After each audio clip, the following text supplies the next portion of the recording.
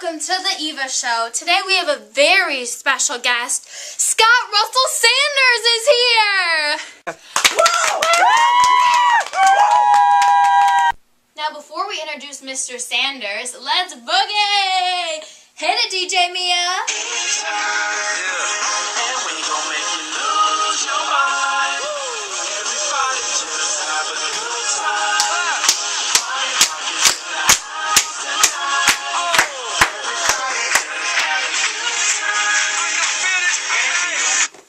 And let's give a warm welcome to Scott Russell Sanders!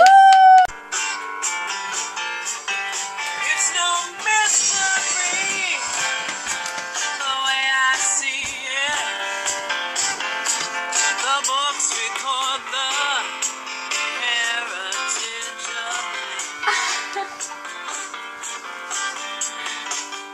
There's a man. That was my favorite song. Me too. Thank you for having me, Eva. The pleasure's all mine, Mr. Sanders. Now can you tell us about your childhood? Well, I was born in 1945 in Tennessee, and I moved to Ohio to further my education, my school years. I wasn't the brightest child, as you could say, but then as soon as I went to Brown University, my love for English blossomed. Now I want to ask you about one of your short essays. Sure, go ahead. In 1987, you released The Inheritance of Tools.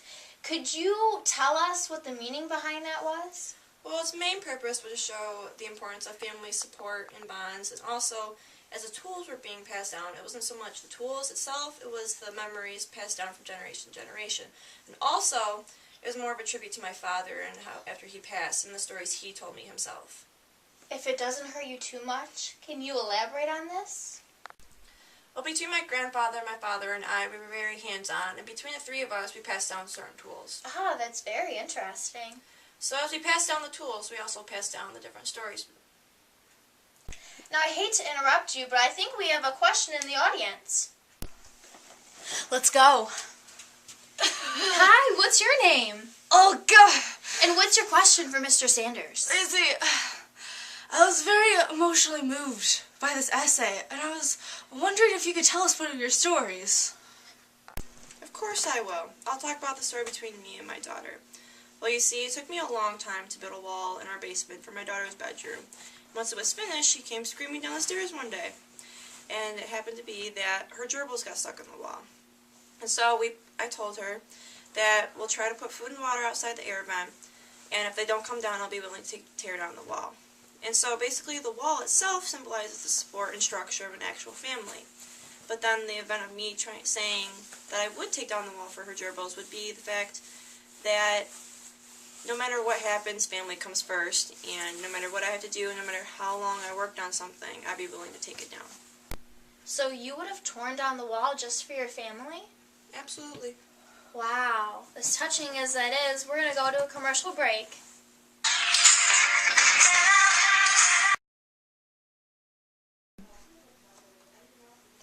Are you suffering from the overuse of complex sentences? Do all of your sentences start with a subordinating conjunction?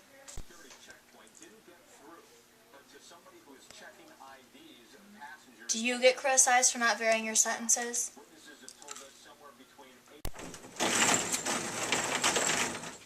We can help. Our featured essay contains 50% of simple sentences. Woo! Feel the burn! Dive into the inheritance of tools. Go. By contacting our free essay analysis hotline, 1-800-COMPLEX-OBSESSED. You'll be skilled in no time.